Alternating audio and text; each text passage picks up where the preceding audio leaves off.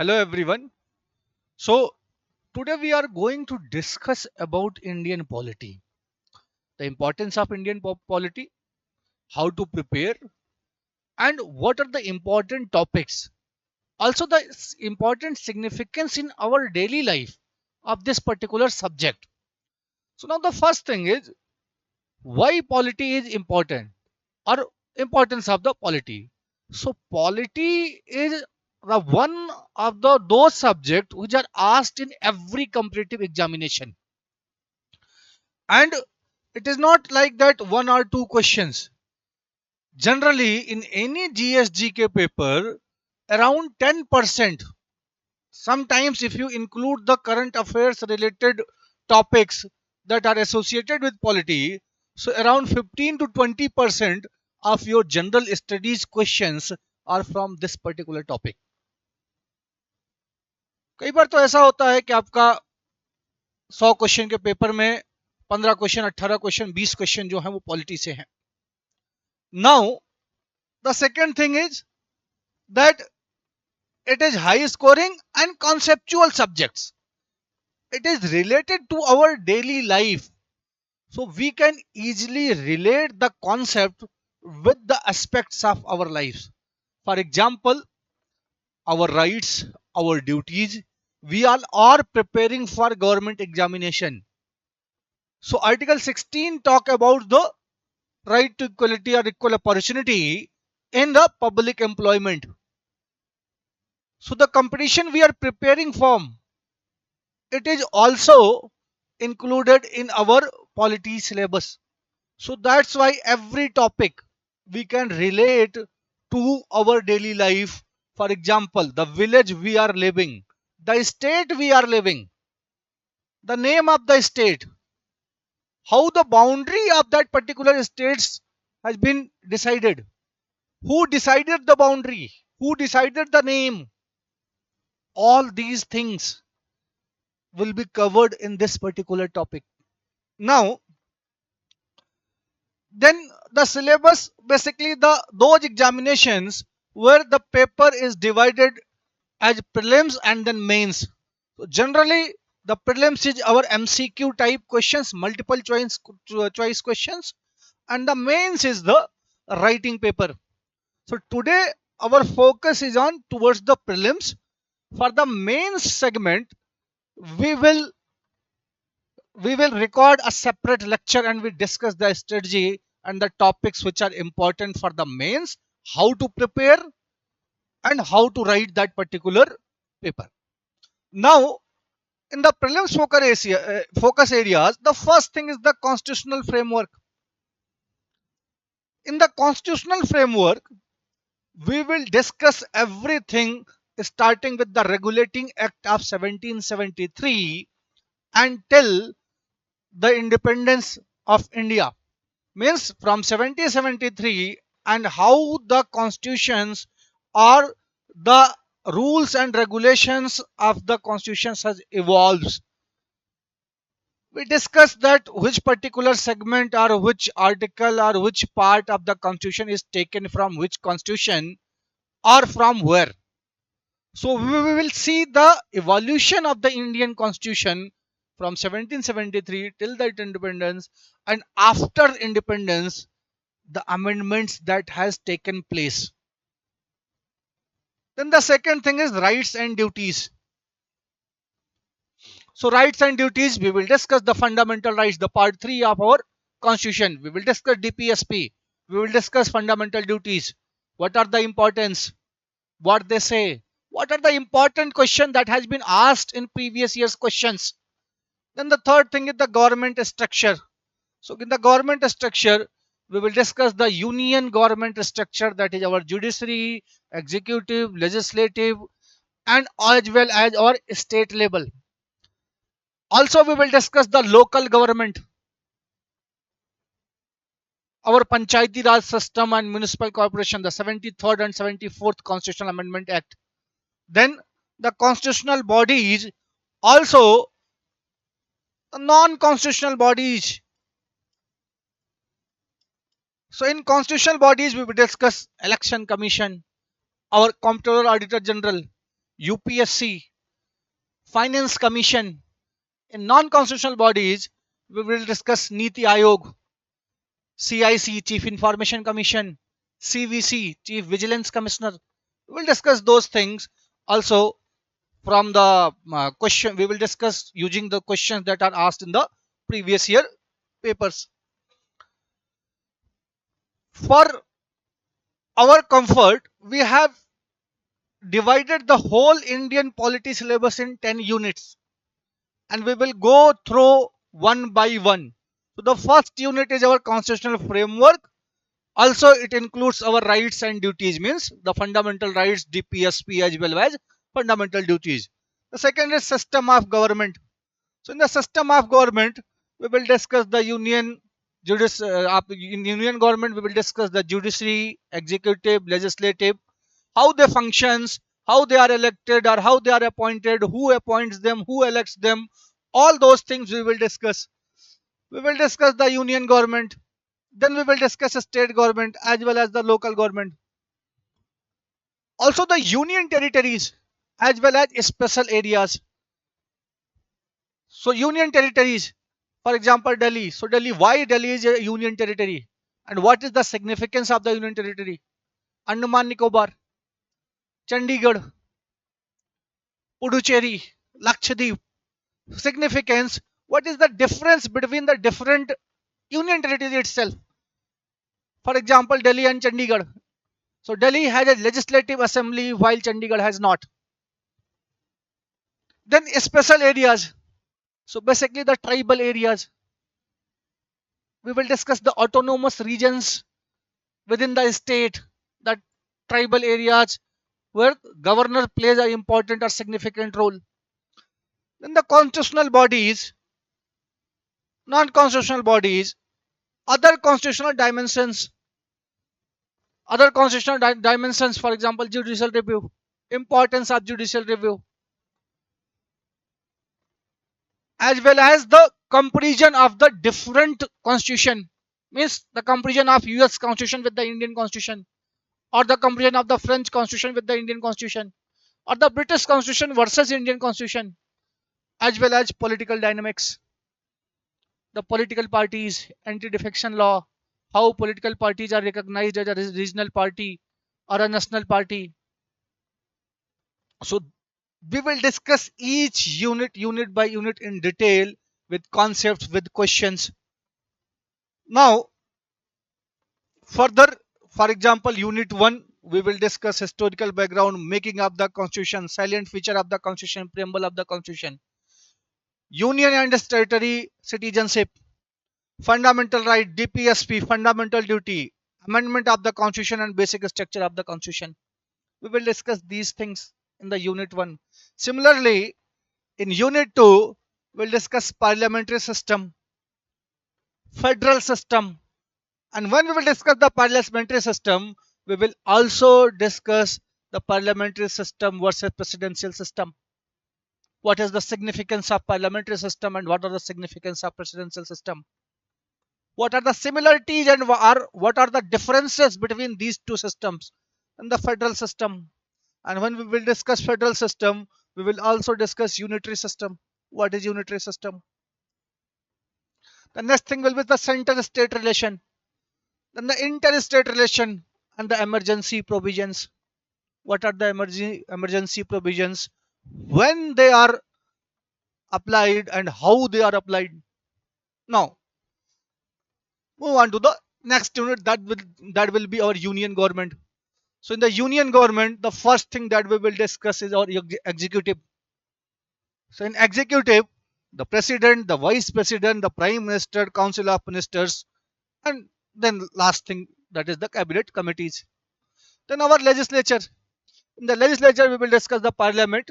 In the parliament, the two houses of the parliament, that are Lok Sabha and Rajya Sabha. How the members of the parliament are elected, the nominated members. Then parliamentary committees. What are the role of parliamentary committees? Then the parliamentary forums and the parliamentary groups. Similarly, the judiciary, Supreme Court. So when we will discuss the Supreme Court, we will discuss the High Court also. because in India we have unified judiciary or integrated judiciary. Then the judicial review. What is the judicial review? The process of the judicial review, importance of the judicial review, judicial activism, and PIL. We'll discuss these things in detail with respect to our examination. Now, the fourth unit is the state government. So, similarly to the union government, the state government, we will also discuss the executive. In executive at the union, we will discuss the president, vice president. Here, we will discuss governor. Now, then state assembly. In the state assembly, we will discuss the state legislature. In the state legislature, we will discuss legislative assembly as well as legislative council. We will discuss the members, how they are elected in legislative assembly as well as legislative council. We will discuss why every state of India has not a legislative council. There are only few states that have legislative councils. So what is the limitations, and if any states wants a legislative council, so what is the process that a legislative council will be recommended for a particular state? Then the high court, and further our subordinate courts, the local courts, the district court or the session court. Now the next unit is the local government. In the local government, we'll discuss our rural system, and rural system is our panchayati raj, and the urban system, that is municipal corporations. So panchayati raj, that was introduced in the constitution by the 73rd constitutional amendment act, and the urban, it was introduced by 74th constitutional amendment act. The next unit will be union territory and special areas. So we'll discuss the union territories starting with the Delhi, Ladakh, Lakshadweep, Andaman Nicobar, and special areas, the tribal areas. What are the role of the tribal areas? How the tribal areas are decided? How the tribal areas are governed with respect to other areas? Then the constitutional bodies. There are different constitutional bodies. With each constitutional bodies, we will discuss the role of that particular constitutional bodies, the constitution of that particular constitutional bodies, how the members of those constitutional bodies are elected or appointed, then the tenure of the constitutional bodies, and these things, significance of those constitutional bodies, we will discuss each and everything. And moving on to the non-constitutional bodies, starting with the Niti Aayog, CBI, CVC, NHRC, NCW, CIC.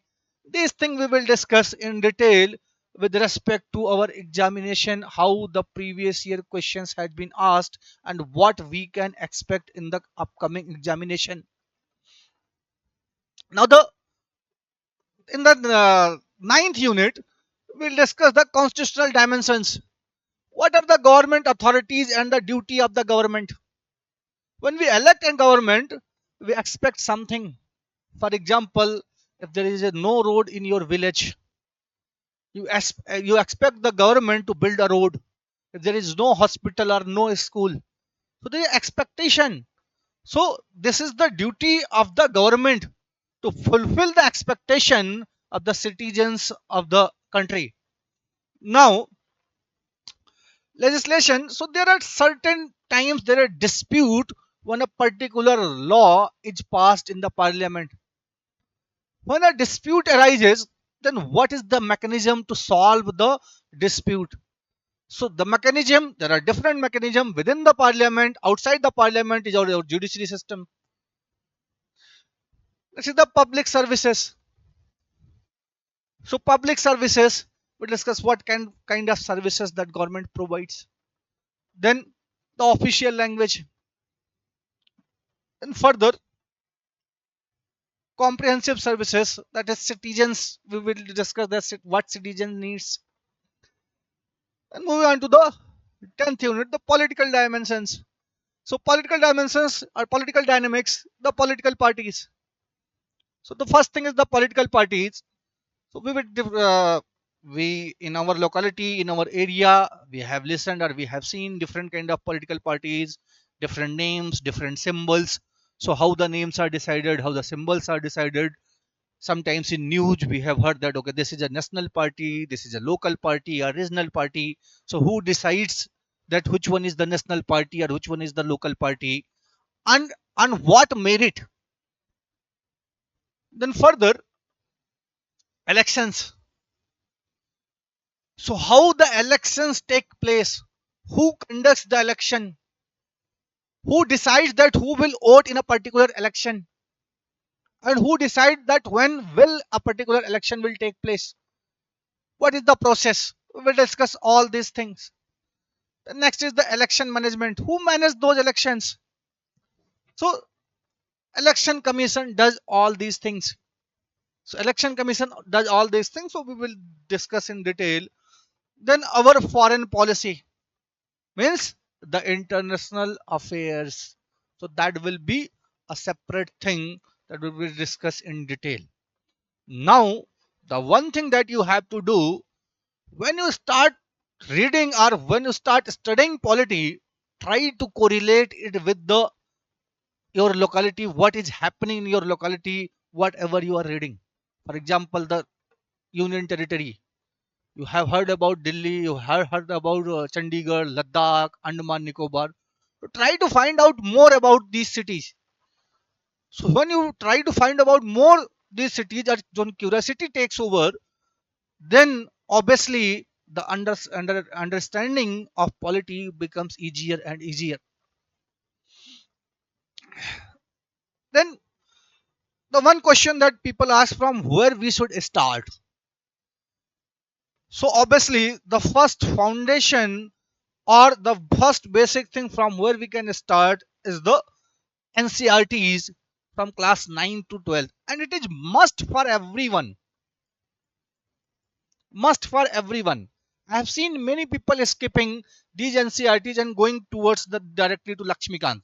Obviously, Lakshmikant is the best book right now for the polity, but there are some concepts that needs to be developed, and those are basic concepts given directly in the NCRT.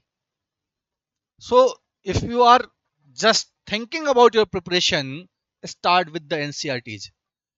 And when you go through this, so to boost our preparation or to boost our knowledge for the advanced preparation, go through the bare acts and integration approach, especially for those people who are preparing for mains.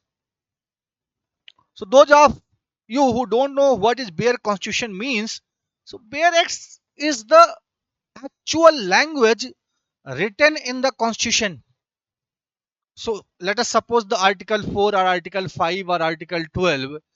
In some books or like in Lakshmikant or in NCRTs, we find a simplified language, a simpler language. But in bare act we find the actual language. So if I have to write article 14, that what is article 14, and if I write the actual language that is written in the constitution, so that will be more attracting as a political point of view, as a polity student or political science student. Maybe for a layman the simpler version will be the easier one, but when your copy goes to examiner, the examiner is a political science professor, so he wants the accurate language of the constitution. And then integration approach means with examples, whatever you are studying or whatever you are writing, comprehend with or conclude with an example. It shows that your understanding of your particular topic. Now the common mistakes that we do and how we can avoid these. So the first thing that I have already discussed that people generally neglect the primary source, and here the primary source means our NCRTs. So please don't neglect those NCRTs. Now Revision deficit. Once you have learned, it is for every subject, not only limited to the polity. Once you have learned something, you have studied something, now you are comfortable with that particular subject. So after some times, it depends on person to person. Some person have the capacity to learn something in 7 days, and he has the ability to continue it for 90 days or 100 days or 150 days. So if you start forgetting something in 10 days, 15 days, you need to revise it before you forget that particular thing. So we need a systematic and proper revision, so that when the exam comes, we are prepared for the particular examination. Now, rote learning trap. Here people do that. They start rote learning, whatever, just रटते रहें, रटते रहें, रटते रहें. There is no conceptual clarity.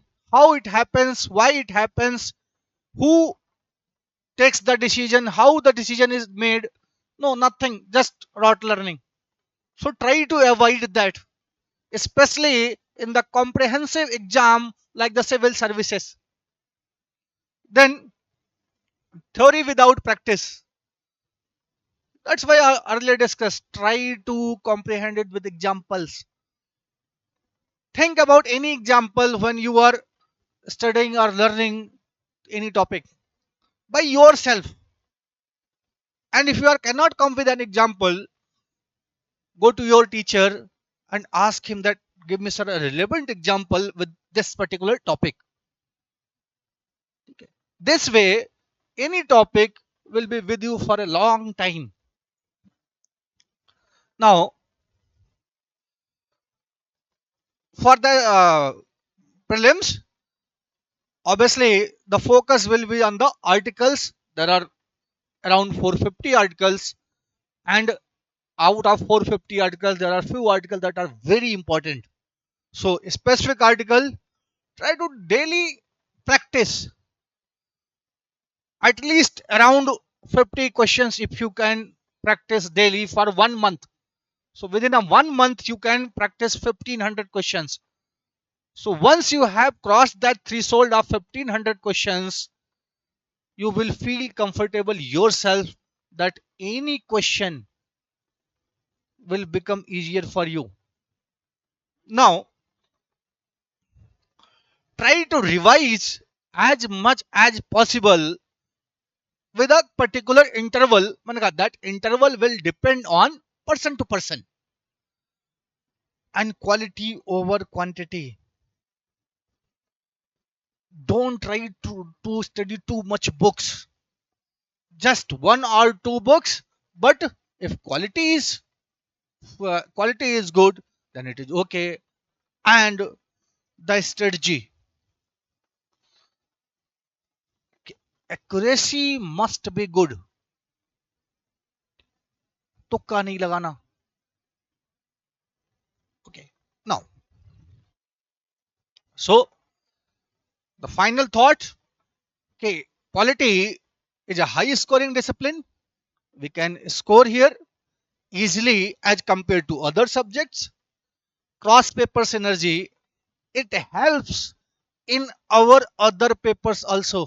For example, in mains, it will help in our essays.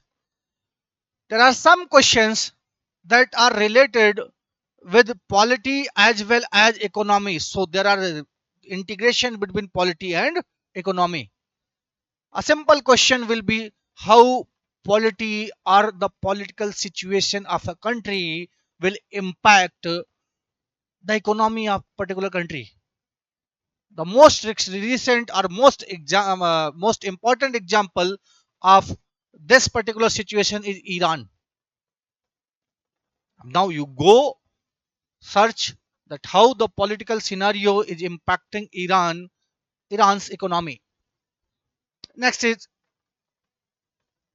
revision is your non-negotiable. Revision is must for any subject. If you once have studied, now you are comfortable, it needs proper revision, a systematic revision. Without systematic revision, Some after some times, it may be 1 month, 2 months, 6 months, you are going to forget some of those things, and some of those things might be the most important thing that you are forgetting. So try to revise it as much as possible. Thank you. In the next session, we will try to discuss the mains strategy, and going forward, we will going through the each and every topic in detail with the previous year questions, clearing the concepts, giving the examples. Okay, all the best.